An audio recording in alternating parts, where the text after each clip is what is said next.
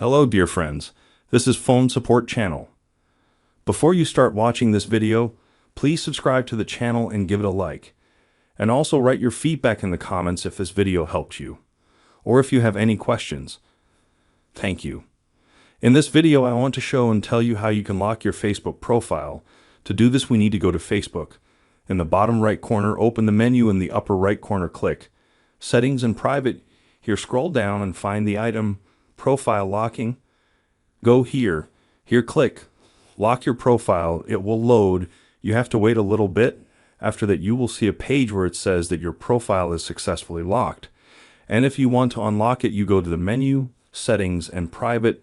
Scroll down, Profile Locking, and here you click Unlock and unlock your profile.